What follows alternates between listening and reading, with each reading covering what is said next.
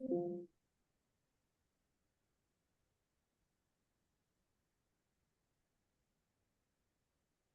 righty. Hi, everybody. Looks like we've got some folks here joining us, and it sounds like we've got some folks in person in Dallas with Julia, which is great news. So excited to be with you all today. We're going to give everybody just a few seconds to get in and get settled, and we're going to kick it off. So lovely to be with you all today. Thank you for being here. Wonderful. We love our Mary Kay partnership. So really looking forward to, wow, lots and lots of folks. Like the lottery. I love seeing everyone trickle out. Like, oh, look at all these wonderful people. Hooray. Hi, y'all. Welcome. We're so happy to be here from the National Domestic Violence Hotline. I think if Julia, we've got a pretty good crowd. If you want to go ahead and kick us off and go ahead and get started. Thank you All for right. being here. Welcome. Yes. Hi, everybody. Thank you so much for coming, whether you're here in Dallas with us or if you're joining us from across the world. I am so grateful to have you all here and to be a part of this partnership. I'm Julia Sanasuaso. I am the social impact manager here at Mary Kay, and I also help lead the Mary Kay Ash Foundation initiative. So we are just very grateful for this partnership and to have you here. A little bit about us. So for almost 30 years, the Mary Kay Ash Foundation has stood beside women unwavering in its mission to fund innovative cancer research and work to end domestic violence. We know 1 in 4 women will experience domestic violence in their lifetime. And if you think you don't know someone who's been impacted, statistically you do. It could be a friend, it could be a family member, it could be someone who isn't quite ready to share their story yet. It could be you. Over the years, we've heard countless stories from women seeking safety and not knowing where to turn, friends trying to help someone they care about, but not knowing what to say, coworkers noticing concerning behavior, but worrying they may be overstepping. We saw a need for more information, more resources, and more ways to approach the topic, and knew we had to do more. So we partnered with the experts, the National Domestic Violence Hotline, the only 24/7 national organization serving all victims of domestic violence. Mary Kay and the hotline go way back, and we couldn't be prouder to finally bring this new collaboration with the Mary Kay Ash Foundation to life. Together, we're rolling out practical, compassionate resources, tip sheets, virtual trainings like this one, and a powerful video series, everything designed to meet women where they are and help them take the next step towards safety, healing, or helping someone else do the same.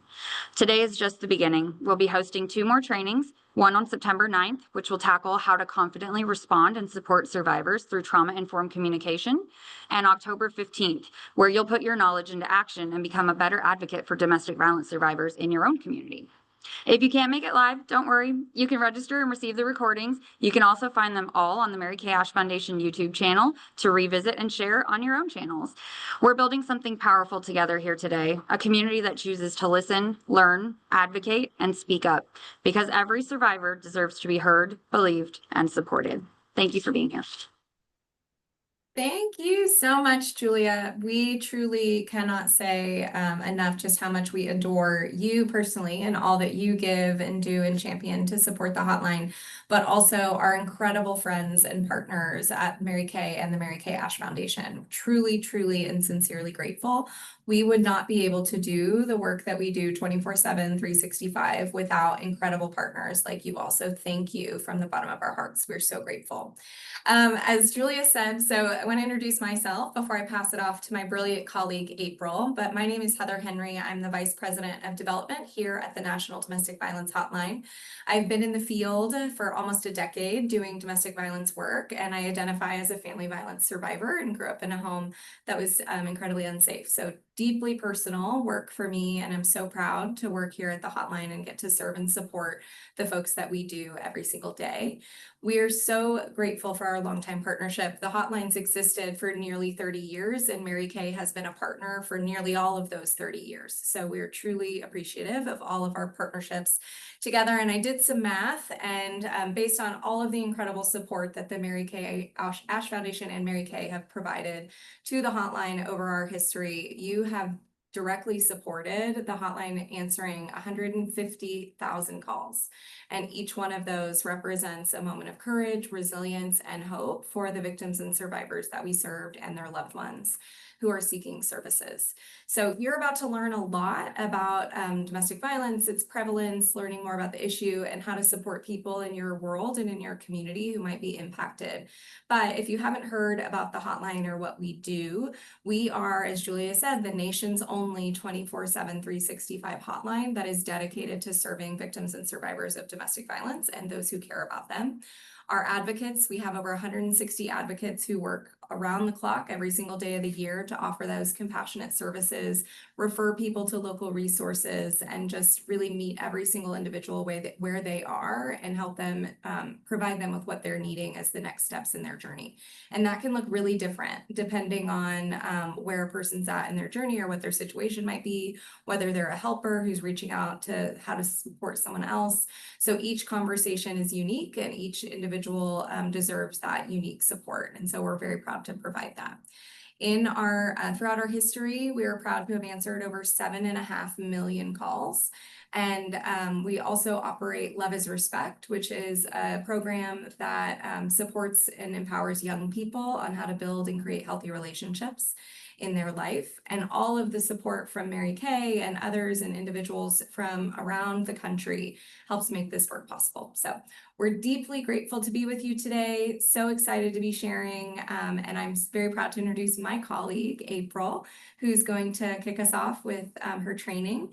Some housekeeping. If you have questions, feel free to drop those in the chat. We will be stopping the training portion around 1 o'clock Central, 1 o'clock Central time, to make sure we leave about 15 minutes for Q&A. And so please drop your questions in the chat if you have them. We will be monitoring that. And thank you again for being here. We really are so truly grateful. All right, April, take it away. Thanks, Heather and Julia. Hello, and welcome to our first session of our series on understanding domestic violence. My name is April Jimerson, and I am the Director of Training here at the National Domestic Violence Hotline. And I'm thrilled to be here with you all to be your guide through this learning journey. In these sessions, you will be learning about how domestic violence affects millions of individuals worldwide, and the fact that it transcends geographical, socioeconomic status, and cultural boundaries. We hope that after these sessions, you learn that each of you have a unique opportunity to make a meaningful difference in your interactions and experiences with those affected by domestic violence. In this series, we'll be diving into 3 different sessions designed to equip you with the knowledge to help understand domestic violence and how to support those experiencing domestic violence. So in September, we'll be diving into trauma-informed communication. And in October, we'll be diving into becoming a MKAF ambassador or ambassador advocate, specifically around how to support and be an advocate within the community for survivors of DV. For this session, we'll be starting off with really just building skills and awareness about domestic violence and an introduction on how to respond supportively and caringly with those experiencing relationship abuse. And before I dive into that, I do want to kind of just give 2 disclaimers that I usually try to start off our sessions with. And the first is that anything that you see in this presentation, the opinions, findings, conclusions are specifically those of the hotline and participants, and do not necessarily reflect the views of the Administration for Children and Families, nor the Office of Family Violence Prevention Services, both of whom are our funders. So just always need to give that caveat. And before any session where I'm discussing the topic of domestic violence, I really always just try to give that heads up to anyone in the session that we will be covering some topics that can be emotionally activating. Some of them can be really difficult to handle, specifically for those of us who have experienced relationship abuse or who know people who've experienced relationship abuse. So I just want to encourage everyone to please take care of yourselves. Feel free to go grab a glass of water, stretch, take some deep breaths, and of course, you can always reach out to the hotline yourself after the session if you need any further support. I will be starting with a little bit about the hotline. Heather gave a great overview. I want to give just a very high level overview, but I'm going to pull the attendees here very quickly. I'm going to launch a poll, and there are two questions that I'd like for y'all to answer. The first is how familiar are you with the hotline services? Not familiar, somewhat familiar, or very familiar. And how familiar are you with domestic violence or relationship abuse? Go ahead and take a second to answer that.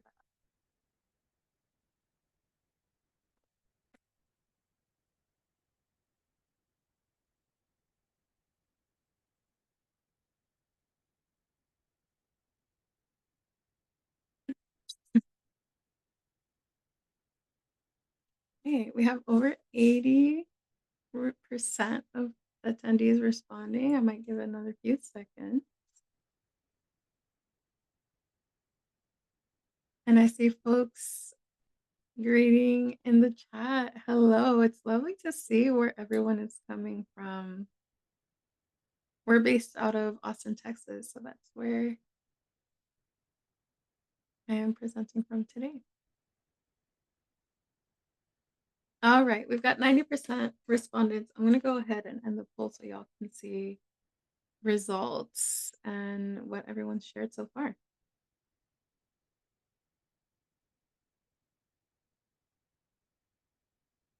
All right, so how familiar are you with the hotline services? Okay, we've got over 50% with not familiar or somewhat familiar, 35%. Great, that's great to know.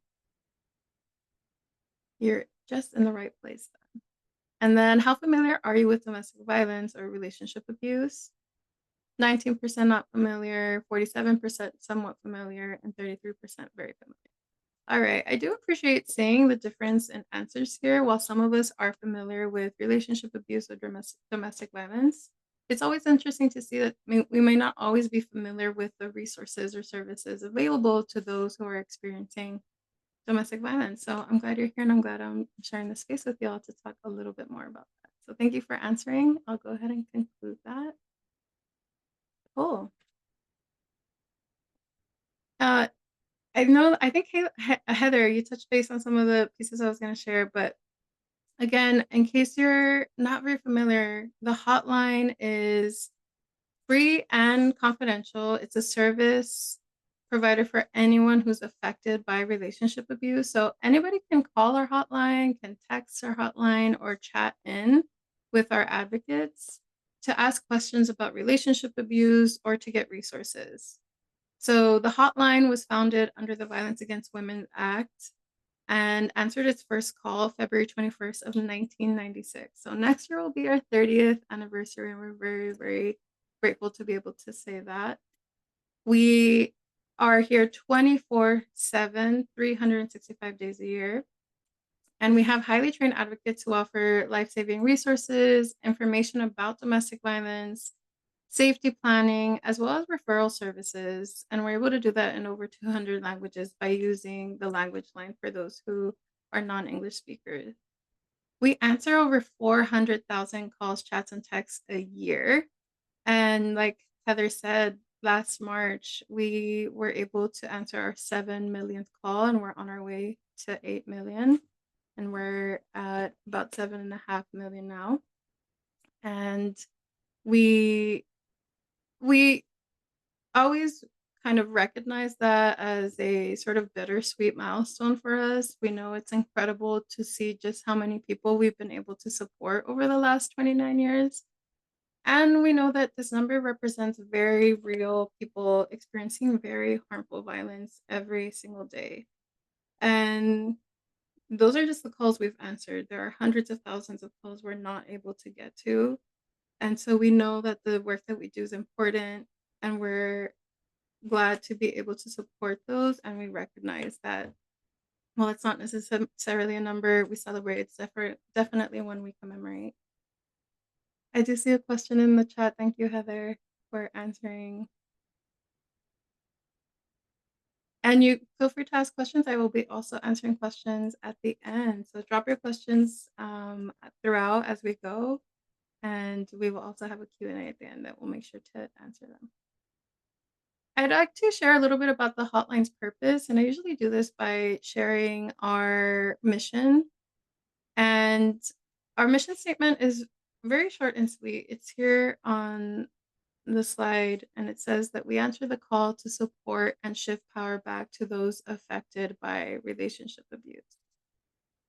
And before I kind of break it down, we were very intentional about keeping it short and sweet. Sometimes mission statements can be multiple paragraphs long, but we want to be very intentional about what we were saying.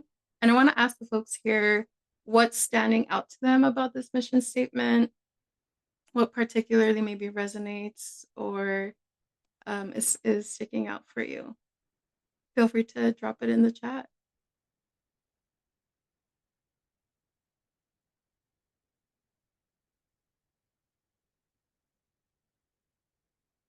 Giving that power back to those affected. Yes, Sophia. Okay, thank you. I see Sabine and Sarah sharing the same thing. Yeah, so we were very, very intentional about that. And we'll talk a little bit more about why we chose those words as we learn more about domestic violence and what it is. And essentially, what we'll learn is that it's a lot about an imbalance of power and control. And so we really wanted to focus on shifting that power back to those affected by abuse. Another thing that you may have noticed is that we were intentional about not saying that we only support survivors. It doesn't say shift power back to survivors experiencing relationship abuse. We provide confidential support and resources to anyone affected by dating violence or relationship abuse. We can speak to, of course, victims and survivors of abuse, but we also speak to friends and family members and coworkers of those experiencing abuse. And we also provide support to partners who are perpetuating abuse and are wanting to learn ways to stop or minimize causing harm.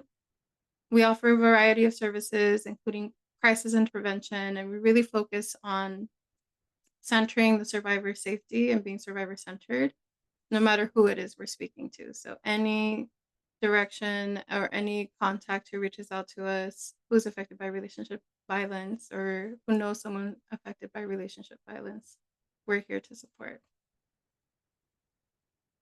All right. Yes, I see your comment, Tina. Thank you all for highlighting what stood out. I do want to name that our advocates are all staff, our full-time staff at the hotline. We have over 150 advocates who answer calls, chats, and texts all day long. And you can expect to receive compassionate, non-judgmental support from advocates who receive over a month of training when they first start and have extensive experience with working with those affected by domestic violence.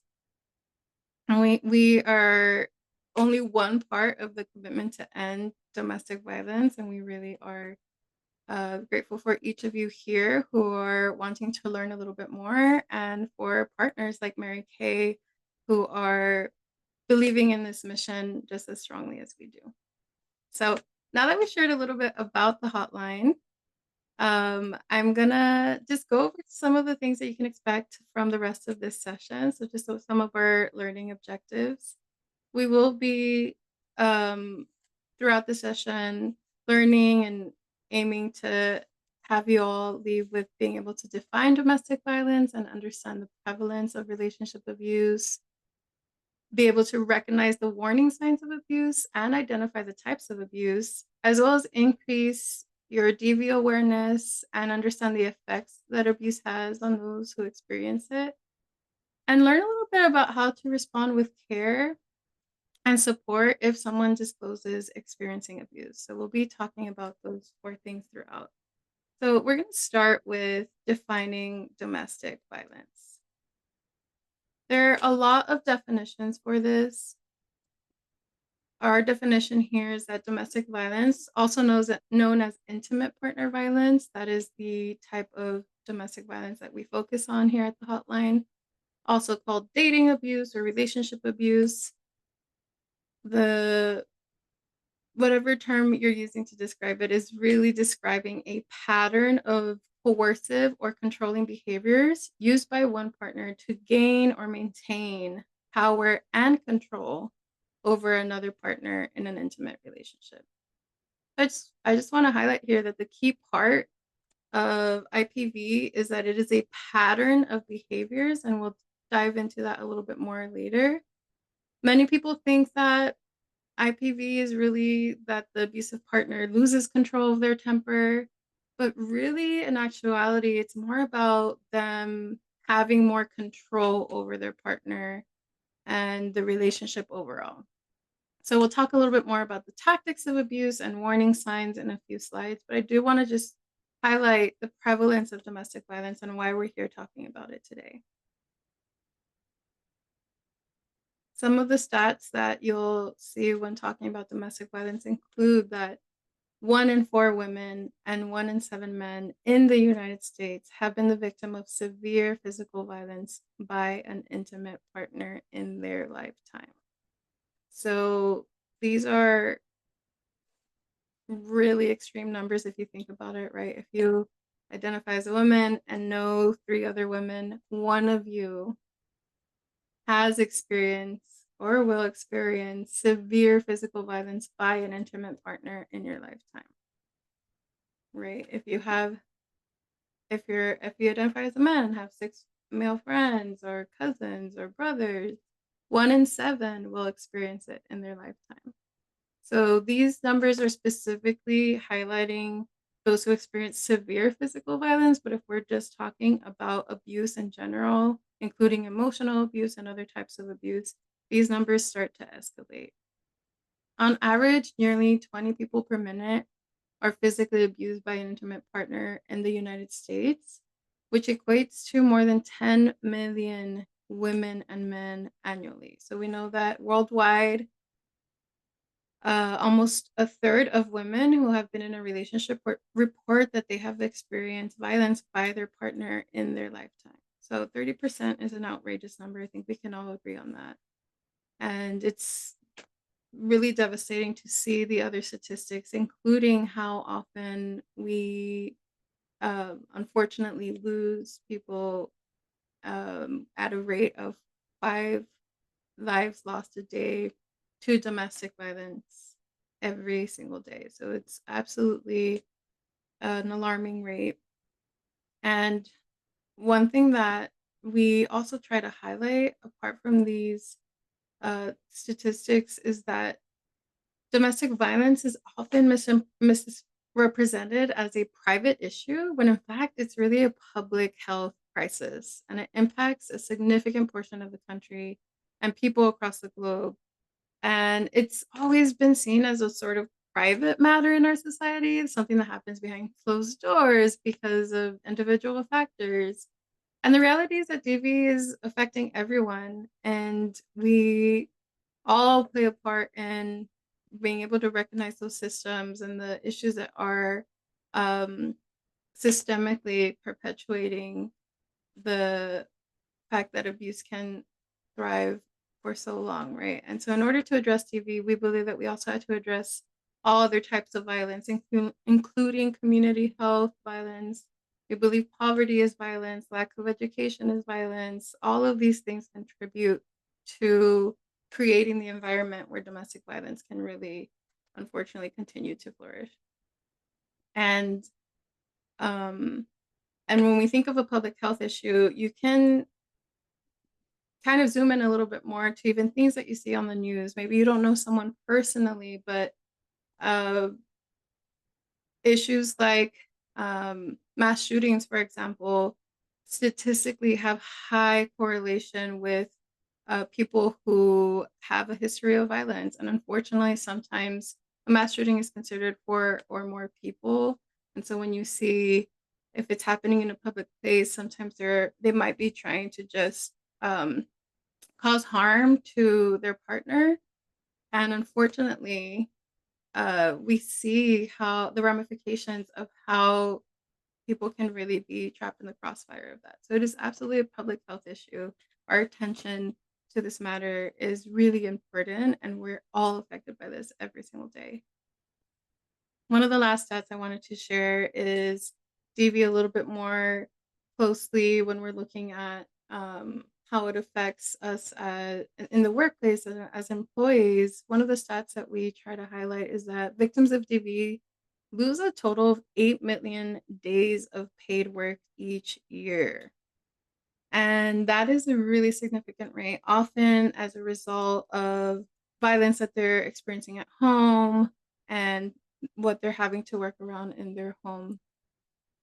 On top of that, we know that 24 individuals every minute experience rape, physical violence, or stalking by an intimate partner in the US, totaling over 12 million men and women each year. So we absolutely want to kind of take this time to recognize that these numbers can be really difficult to sit with, and I invite you all to kind of acknowledge that learning is part of our collective growth. So any information you take today, help it guide you as you move forward and as you consider ways that you can support those experiencing relationship abuse. One thing that I do want to highlight about abuse is that it is really about a pattern of behaviors. And I mentioned this earlier. And I want to just highlight that because it's really not about a one-time event or a one-time escalation of violence. It's about a pattern of coercive and specifically controlling behaviors. This pattern tends to escalate over time and it becomes more and more controlling and more harmful to the person experiencing the relationship abuse. And it ends up being about one person having more power and control than the other person. And I get a lot of questions about this, and especially for those who have experienced this, survivors are often asking, like, is this something that they want? Like, is it that my partner wants power and control? I'm a little confused. And essentially what research has found that is that it's less about wanting to have power and control and more about ending up with it. That all of these behaviors, all of these controlling behaviors end up creating that dynamic in the relationship where there's a very clear imbalance where one person ends up with more power and control over the other and over the relationship overall. We really try to use more behavior-focused language here at the hotline over person-focused language. When we say that we think abuse is about behavior-focused, we're really meaning that we find it important to put the onus of responsibility on and recognizing that all of these behaviors are specific actions that someone is choosing to do. Focusing on the behaviors makes it less personal and it makes it more possible for someone to be able to understand and move through the understanding the dynamics of domestic violence, specifically because sometimes we can fall into that again pitfall of labeling people as abusers and putting them in a box and essentially making it impossible for thinking that people can change or that these relationships can or cannot change.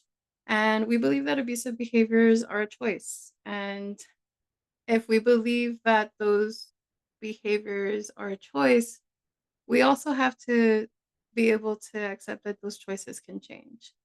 And that could be a whole other session on its own as far as why people are abusive or have abusive behaviors. But at the end of the day, we really try to focus on the fact that the pattern of behaviors is really what yields the dynamic that is controlling and imbalance in the relationship. And those behaviors are what someone can control. And so if they can control it, they can also choose to change it. Change takes a lot of work, a lot of concerted effort. Again, that's a whole other consideration and training on its own. But I do just want to highlight that it's important for us to recognize that if we are going to say that abusive behaviors are a choice, we have to also acknowledge that those choices can change. And I know that's sometimes one of the biggest struggles that people have when understanding abuse, but we always kind of want to highlight that point when we're kind of trying to conceptualize what abuse is and why it happens. With that said, I do kind of really want to highlight and spend most of our time talking about warning signs and the types of abuse or tactics that we can get more familiar with when we're talking about domestic violence. So we'll be diving into that next. And when we are talking about warning signs, we're really talking about maybe some of those earlier examples of behaviors that can indicate that the relationship maybe is unhealthy or could potentially become abusive or maybe already is. So before I dive into specific tactics of abuse and types of abuse, I kind of want to highlight some of the warning signs that might be more noticeable toward the beginning of a relationship, some of which are listed here.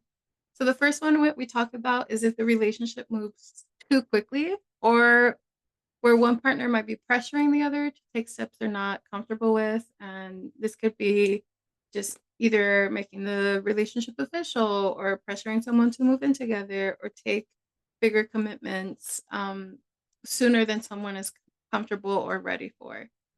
Another warning sign can be love bombing. It's been interesting to hear this term used now. I've been with the hotline for over 9 years, and this was something that we talked about years and years ago. And so now seeing this terminology kind of thrown around all the time has been interesting. But we're really talking about extreme displays of affection early in the relationship. And I will say that a lot of us were kind of set up for we're not set up for success if we think about name any rom-com from the 90s and you would probably see some pretty extreme displays of affection that are often misinterpreted as equaling love or equaling commitment, and if we kind of unpack some of those can very much equal boundary crossing and pushing too fast too soon.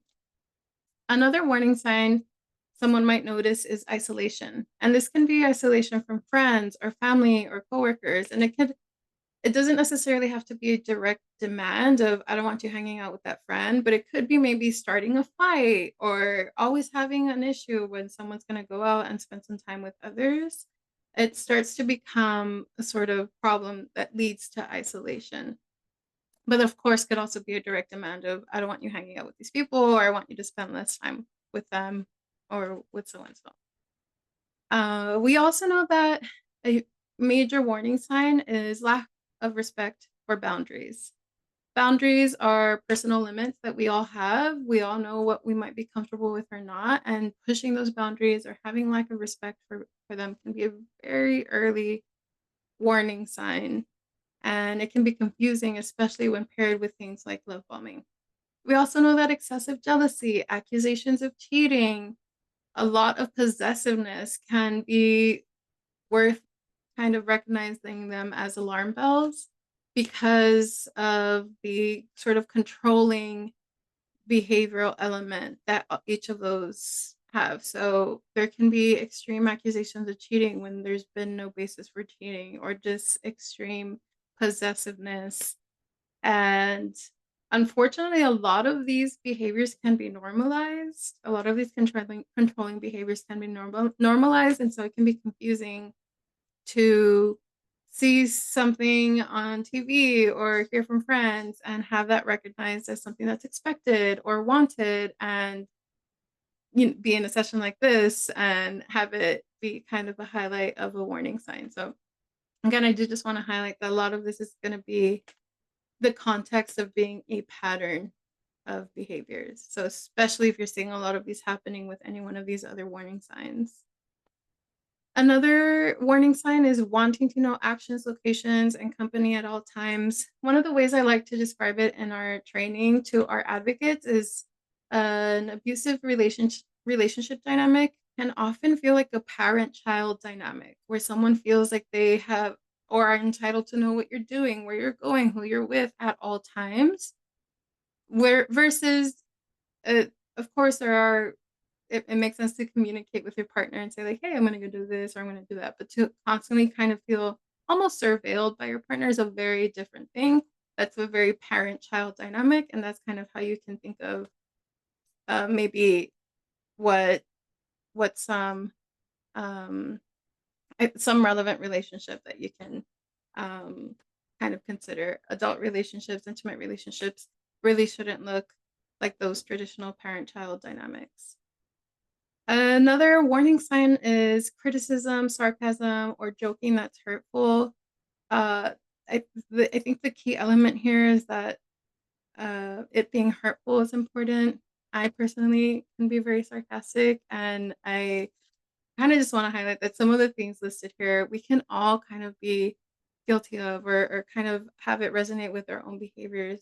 So take into account, like, in what context are those? Are we being harmful, hurtful? Is there a pattern of this? That's really what I'm talking about when it comes to relationship abuse. So you might hear people say, like, I just tell it the way it is, or I'm just being honest after saying something really hurtful. And so we believe that honesty without compassion is cruelty, and that's really the kind of element we're talking about with the joking, quote unquote. And then, of course, lack of accountability, including in past relationships. A lot of people who are abusive might talk about past relationships and talk about essentially not take any onus of responsibility for the issues in them, or kind of put it all on the other person. You might often hear them say that they were cheated on, and that's why they have trust issues. Like, there's always a sort of justification and always this a displacing of responsibility onto others.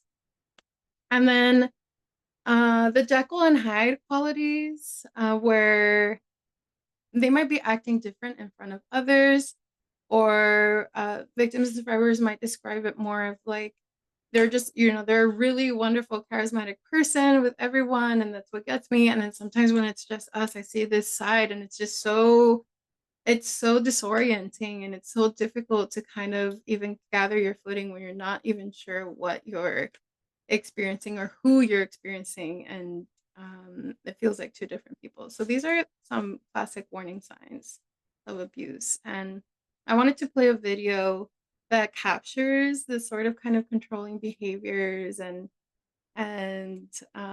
dynamic that we're talking about here. So I'm going to play this video called "Because I Love You," and this will help kind of give that example in a little bit of a better sense of what we're describing here.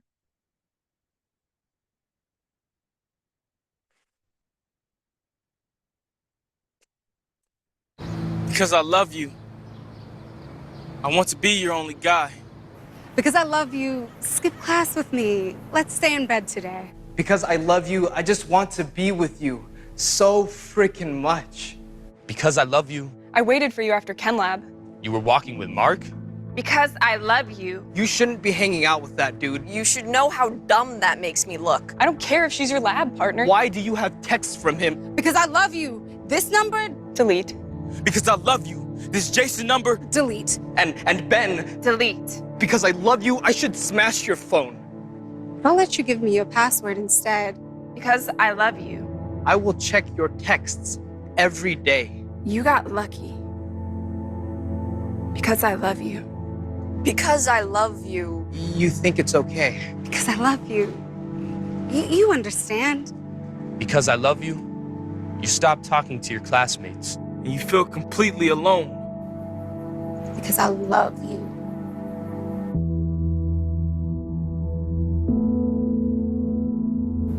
That's not love.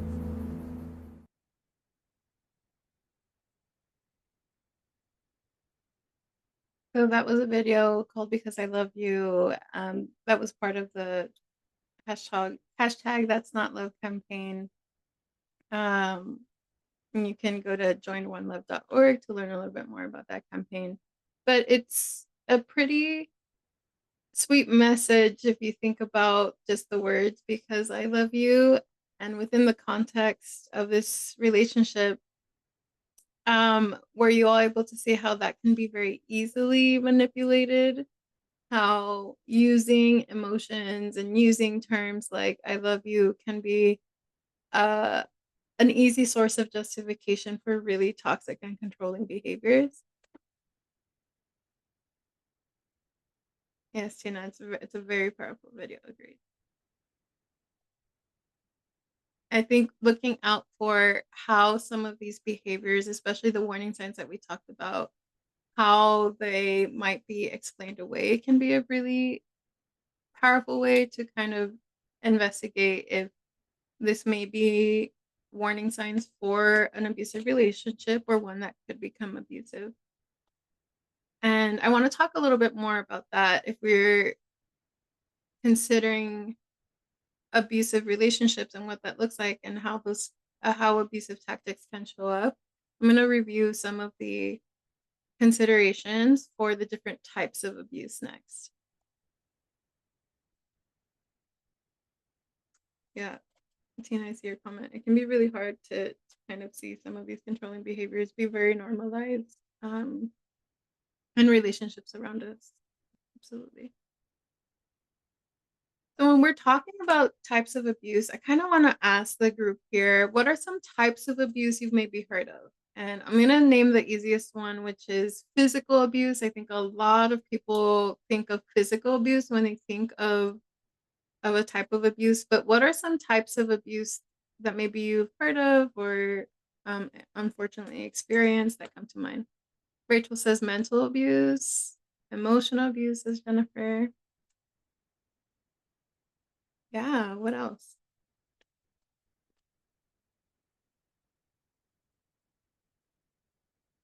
Sexual abuse, says Tina. Yes, absolutely.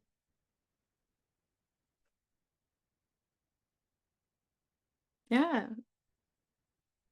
not bad. Okay, so I'm going to go over some other types of abuse. Dixie says financial abuse. Great job, Dixie. Yeah, that one's often one that people don't consider. So I'm going to go ahead and kind of review what those types of abuse are, at least the ones that we kind of identify here at the hotline. A lot of them kind of fall into the buckets of these, but we recognize 5 main types of abuse, including physical abuse, emotional or verbal abuse. And this is where mental abuse or psychological abuse, you'll hear a lot of different types of abuse kind of labeled. And so we kind of categorize that all under emotional abuse.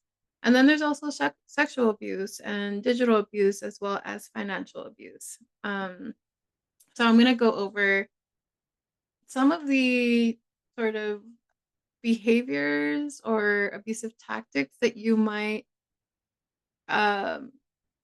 see if these types of abuse were present.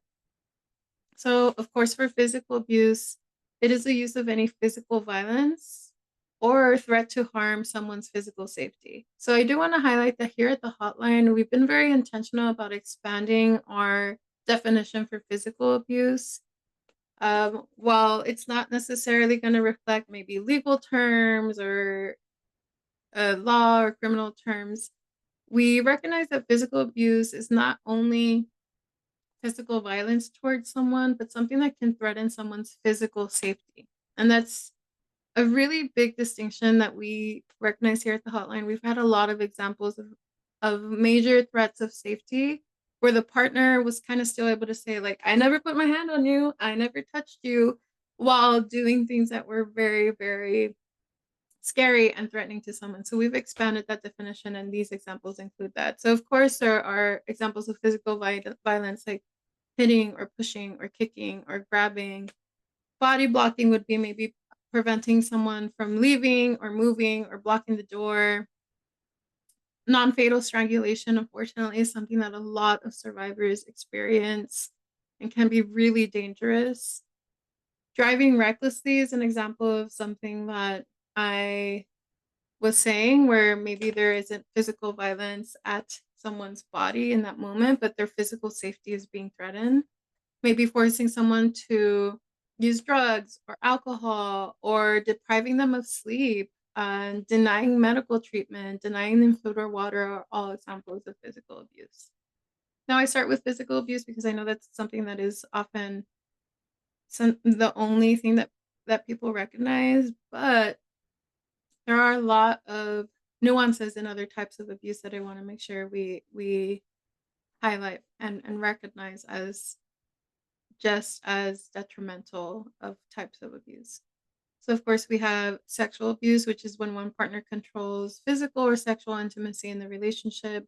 This can include, unfortunately, things like sexual assault or reproductive coercion, where someone might be um, forcing someone to make a decision about their reproductive or controlling reproductive decision making, right? Not letting someone have an abortion or forcing someone to have an abortion or not having not using protection even when you say that you're going to, things like that can be considered reproductive coercion. Also image-based sexual abuse or known as revenge porn, where now it's a lot, we're seeing this a lot more commonly where there are threats of sharing this more widely. Maybe someone shared a personal intimate picture with their partner and it wasn't intended for others, and now it's being used as a form of control and as a form of revenge. Not asking for or ignoring consent can be considered a tactic of sexual abuse. Purposefully transmitting STDs, not letting someone know, not letting them consent to being intimate and with full information that they might need or want. Or, of course, pressuring someone to have sex or do certain things that they may not be comfortable with sexually. Any pattern of that would be considered sexual abuse. And then emotional and verbal abuse is very common. Over 90% of the people who call the hotline experience emotional abuse. And this is the use of non-physical behaviors to control, isolate, or frighten someone. So threats, intimidation, insults, isolation, humiliation is, especially in front of others, is a really powerful tactic of abuse, unfortunately. Acting jealous or possessive, gaslighting.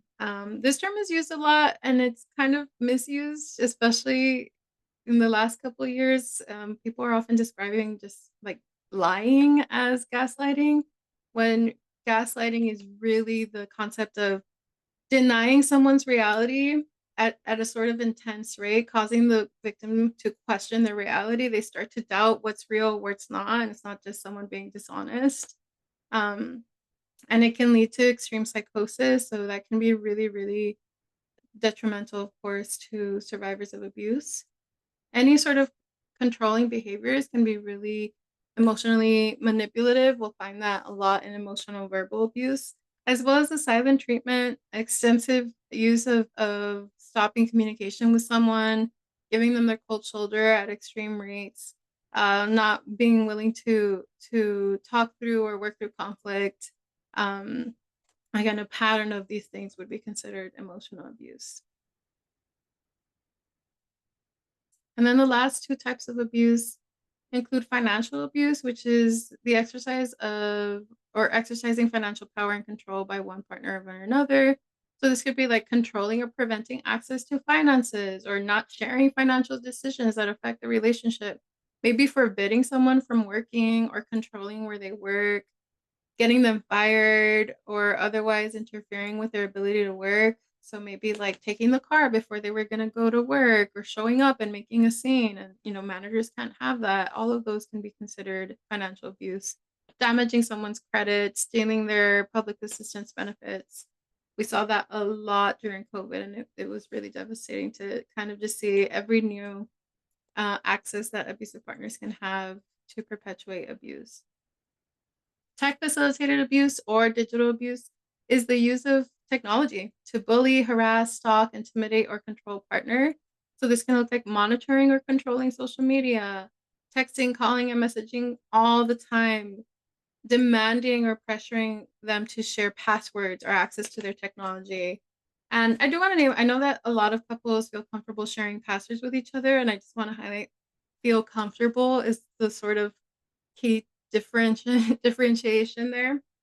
It'd be different if I talk to someone who thinks they might be in an abusive relationship and I ask them, what do you think would happen if you decide to stop sharing your password? And there will be fear or major concern, right? That it's going to cause a big issue. So it consenting to sharing your password is different than being pressured to or feeling like it's going to cause big issues, which is really a big indicator of no trust, which is a big warning sign of an abusive relationship. Installing spyware or pressuring a victim to track or use tracking apps, cyberbullying, pressure to sex or send explicit pictures. So anything that uses technology, we have a lot of um, appliances and technology controlled um, things in our home now. So a lot of technology facilitated abuse is happening. We're seeing people use ring cams to track like if someone's actually leaving the house when they say they are. Looking at like uh there was a survivor who said that the partner was kind of like controlling when she could eat because they could see like when they were using their toaster oven. There's all sorts of ways now that it's really just kind of alarming of how this is increasing in people's lives. So I know I covered a lot, and I do just kind of want to say that, you know, as we're learning about this, if you feel like you're engaging or have abusive behaviors yourself, just know that you're not alone. Sometimes going over these things with a group, folks are kind of reflecting on their own unhealthy behaviors and acknowledging that there is an issue or that things that can be changed is a huge part of actual movement toward change. So we know that change doesn't happen overnight. You can always reach out to the hotline, whether you feel like you're experiencing any one of these things or might be someone who might be perpetuating some of these things. Moving on, we do want to kind of take what we've learned about what abuse can look like and talk a little bit about how that can show up, especially maybe in the workplace or with people we may know. So we know that DV has a lot of effects of traumatic effects, which can include short or long-term effects like fear, shame, isolation, impacting people's self-esteem and their financial independence, just to name a few.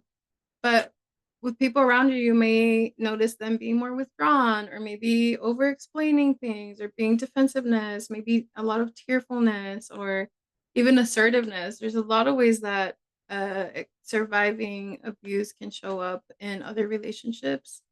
And I wanted to show a video that kind of contextualizes what this could look like in the workplace, especially since we're lucky to be here with Mary Kay and knowing that there's colleagues and people that you work with in any sort of role that you play. So I wanted to play this one video by Futures Without Violence on TV in the workplace.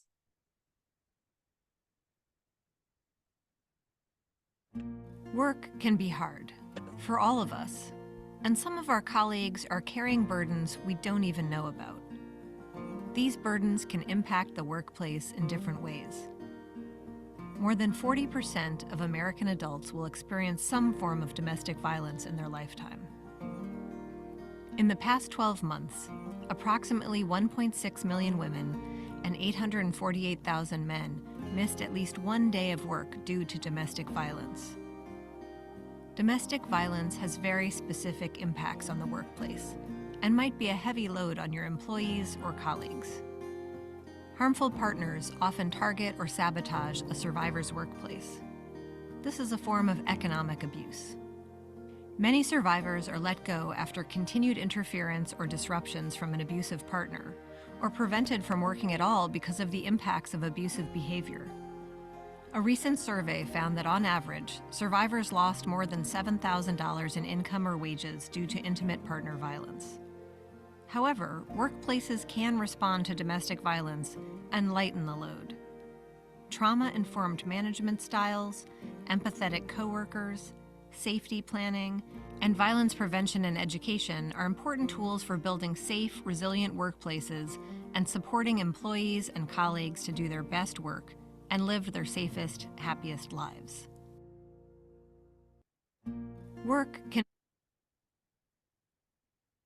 So I'll go over some of the things that the video highlighted. I think it did a great job of kind of highlighting the way that it can show up either with our colleagues or with those that we're working with or across from.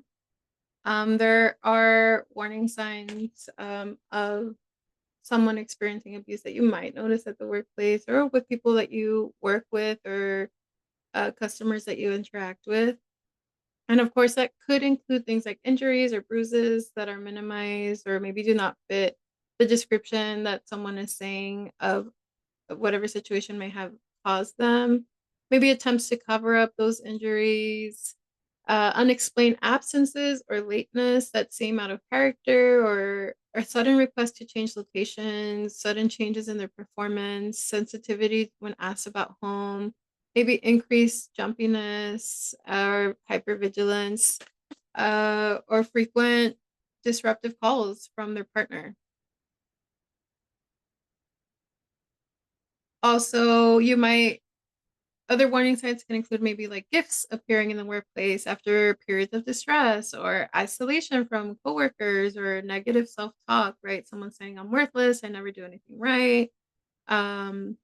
Obvious or ongoing fatigue or inability to focus. Their partner may be using technology to track their location, or if their partner appears on site or in location, that can be a major warning sign as well. So all of these things, of course, a pattern of these could be warning signs that someone might be experiencing abuse. And so we wanted to just talk about and end our session with what can we do to support those if it's either a colleague or someone that we're working with or a customer that we're supporting. How can we respond with care and how can we support someone experiencing this? So while our second session in September is going to dive into that a lot deeper, this is going to be kind of a trailer or sneak peek of what we'll expand on in the next session. But just kind of high overview considerations. There's a lot of things that we can do, and there's a lot of things that we can't do when we're supporting someone who's experiencing abuse. So our role is to empower those experiencing abuse as we learn abuse is about an imbalance of power and control. And so you can think of the fact that someone experiencing abuse is experiencing a lot of disempowerment. And so we come from a place of how can we shift that power back? So with that considered, the first thing that we want to keep in mind is what we cannot do. As helpers, we cannot make the abuse stop as much as we want to. We can't make the pain go away. We can't force the survivor to decide that they've had enough. We can't force someone to stop having abusive behaviors either. Some of these are what might be our natural tendency to wish or hope to want to do. Of course, stopping the abuse or wishing that someone decided to leave is a very natural human response. And that's not exactly how we can show up in a helpful way and not exactly what can happen. But I do want to just highlight what we can do and what we can say to people who share that they're in an abusive relationship. So things that we can do is that we can let them know that we're concerned. If someone shares something that their partner is doing, it's okay to show concern about those behaviors. It's really powerful to listen without judging, regardless of what decision they're making. And I really want to highlight that. I think having expectations of what a victim or survivor should do is really the main pitfall I see helpers go into conversations with. Oftentimes is kind of being that sort of sounding board and really refraining from passing our own judgment onto what others are deciding to do, because there are a lot of reasons people are in abusive relationships and why they stay in abusive relationships, more of which we'll cover next time. But we can be encouraging and we can build them up and we can refer them to local support or referrals like the hotline. And we can safety plan with them. We can be part of their safety plan if you're comfortable with that. But I do want to highlight at least just the base things that we can say to someone who might have shared that they're experiencing abuse, or if you suspect that they might be experiencing abuse. And that starts with compassionate responses. This means, again, truly listening and being thoughtful of how you're responding. And can we, saying something like, I'm sorry this happened to you, or you don't deserve this, or any of the things that you see on the screen. As simple as, I believe you, or thank you for sharing this, or I don't even know what to say right now, but I'm glad that you told me, or it's not your fault, or as simple as thank you for trusting me. You don't have to have all the right answers, but coming from a place of compassion is always going to be the right step. And a lot of folks are intimidated about having these conversations. For many people, talking about domestic violence can feel really uncomfortable or overwhelming, and conversations with survivors about their situation can be hard, and folks kind of try to avoid it or maybe don't want to talk about it for a number of reasons. And so we know that many helpers also want to have specific outcomes when talking to survivors. And so we really just try to emphasize, like, when you're having this conversation, while your instinct might be to kind of save someone or fix a situation, it's always best to come from a place of compassion and empowerment. And remember that survivors are extremely disempowered in their abusive relationships, and forcing them to make a decision only adds to that disempowerment if we do that as well. Other things that you can say or do, you can give support, say things like, I can see that what was hard to share, and I appreciate you trusting me, and you deserve to feel equal in your relationship, right? There are some non-negotiable statements that you can say, like, everyone deserves to feel safe in their relationship, or everyone deserves to feel respected. There are some things that you can say with confidence as you're giving support. Of course, accept what they're telling you, something like, thank you for being honest. I believe you, and what you're describing sounds like really unhealthy behaviors that could lead to abuse, or I'm concerned that these are maybe abusive or controlling behaviors. What you're feeling is valid, right? So something to the effect of maybe what you learned today. If you do hear certain behaviors described, you can say things like, for example, identifying healthy behaviors or unhealthy behaviors. Like, passwords are private, and it's important to have digital boundaries in a healthy relationship. Boundaries are yours to build, right? And it sounds like your partner is really pushing yours. These are all, again, just examples if someone discloses experiencing abuse to you. And any one of these, any sort of derivative of these can be really, really helpful if you're being present and being thoughtful in how you're responding as judgment-free as possible. You're starting with the right steps. Of course, you can always refer to the hotline. So you can say something like, I recently learned about the services of the National Domestic Violence Hotline, and I'm not an expert or anything, but I do have an idea, or I can suspect that there's a lot of complexities in your relationship. The hotline is free and available, and it's a confidential resource, and you can call or text or chat. You can also go on their website if you just want to learn a little bit more. And I'm happy to be a listening ear if you need, or to show you how to access the website. So any sort of framing like that can be really helpful to just refer someone to resources they may not be aware of. And then, of course, take care of yourself. Supporting someone in an abusive relationship, it can take a toll. It can be really hard, especially if you find yourself kind of frustrated with a friend or a loved one that can be someone you care about. It's important to kind of take that step back, know that your own self-care is important, and your own boundaries can also be valid and necessary. And trust yourself when you might need to step away, because it can be hard seeing someone's journey of trying to leave or going back or not knowing what to do when it might seem very clear to you, since you're not the one who has been experiencing the debilitating impact of controlling behaviors and disempowerment.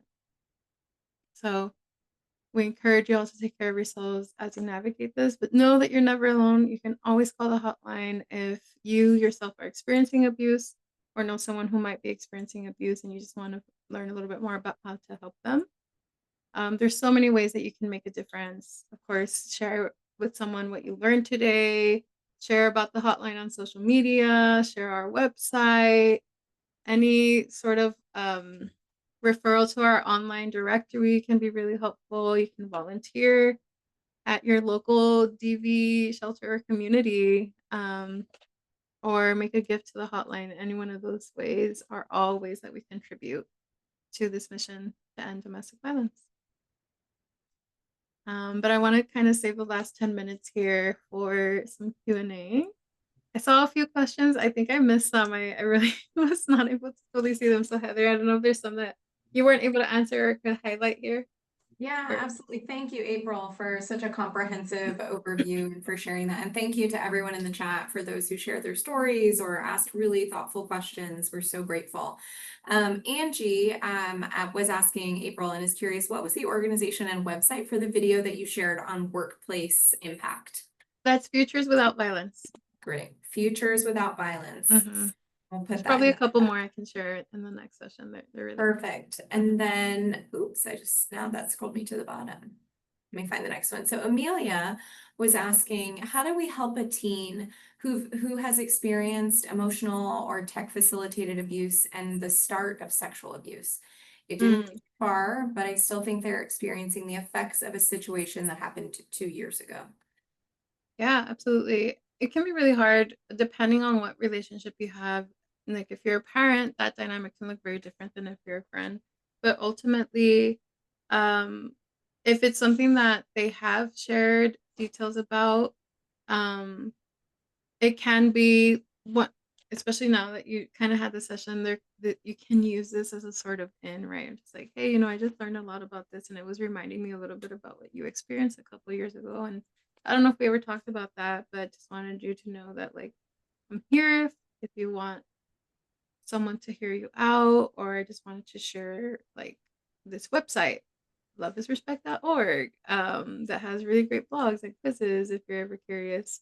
Um, Oftentimes it ends up being what someone is comfortable with sharing and what their kind of situation is. If they're still in the relationship, if it's been some time, they might need more services or support of processing that trauma. And while they're in it, it could be a little bit more kind of safety planning if that's what if they're still in a situation that could be violent or could grow in its violence.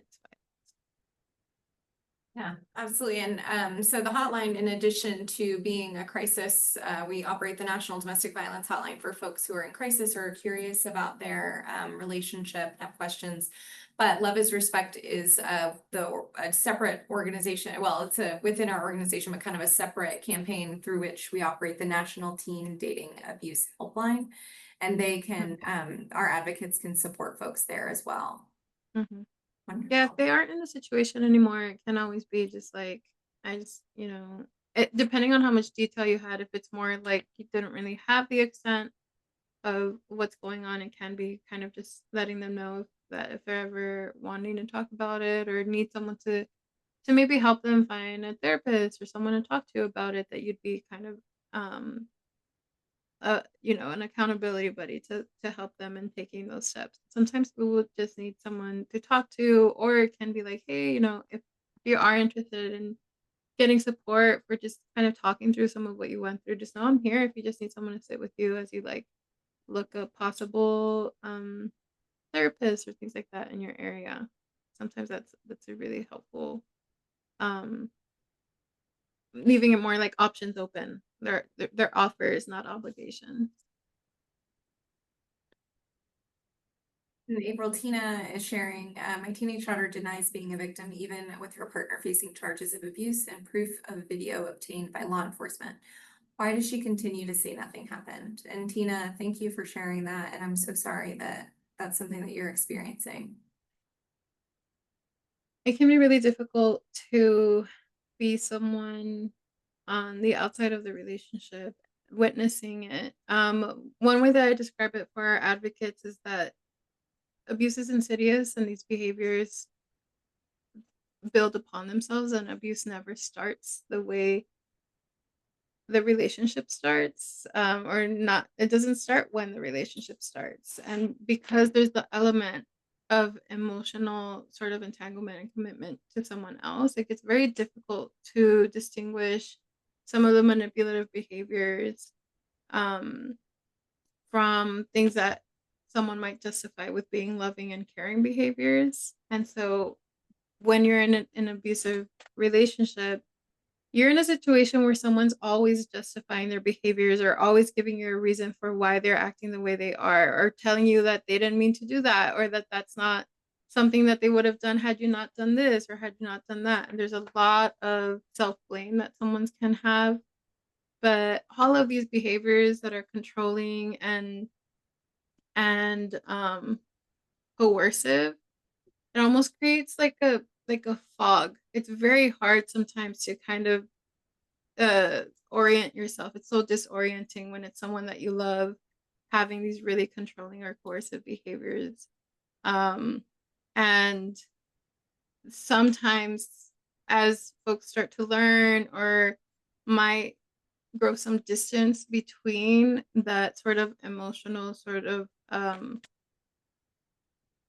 way that abuse is tangled with our emotions, that can be when they start to kind of notice things, or when they start learning a little bit more about abuse, they might be able to kind of see through some of the effects of the manipulation. So I'd always envision it as sort of a fog. Like, I used to be an advocate at the hotline, and survivors would describe that like it just I couldn't. How could I not see it? Right? It's not until I'm calling you now that this is seeming more clear to me, or like, how did this happen? How did I end up here?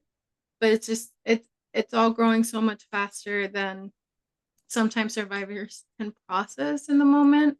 And even if there's proof or what have you, you're a lot of survivors are coming from that place of being extremely manipulated, extremely disempowered, that everything feels kind of very jumbled when it comes to someone's abusive behaviors, why they did it, or even with gaslighting, what they even did, right? So it can be really hard to be a helper, someone who loves someone, and you're not experiencing the fog. The manipulation and the controlling and coercive behaviors weren't affecting you, and so it looks very clear from your point of view.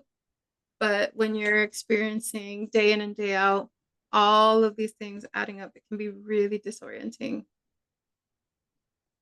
April, thank you for that. And yeah, thank you, Tina, for sharing. But I'm curious if you could share one or two pieces or statements that maybe someone who's witnessing that and someone else, they're witnessing that disorientation, that they could use and still be supportive of the situation and stay in relationship with that person.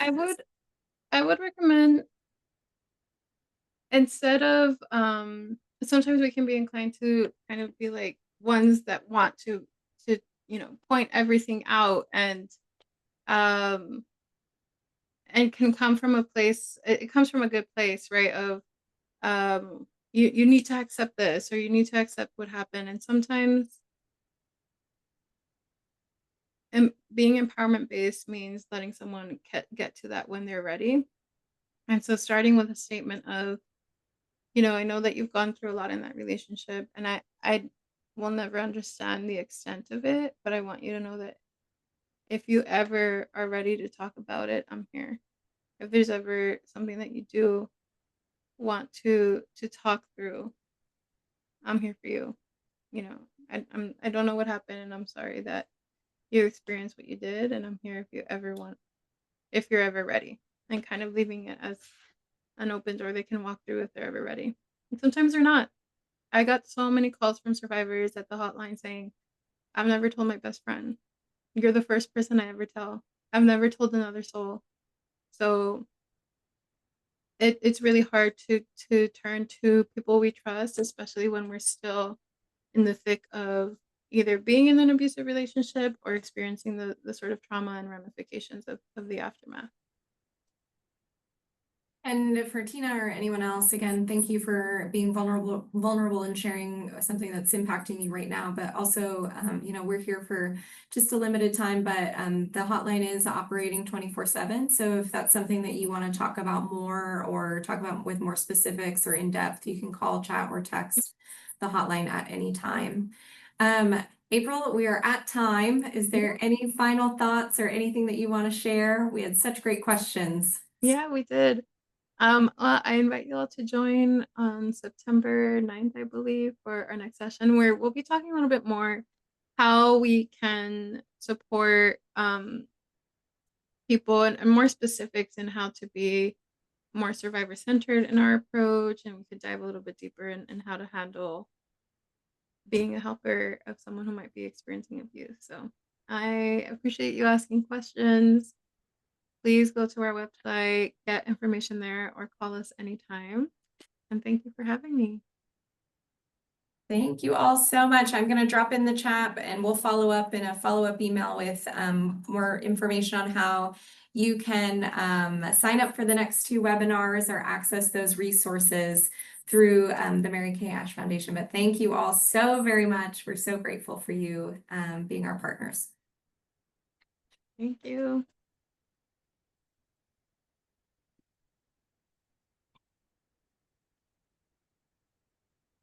Right. I think I got those into the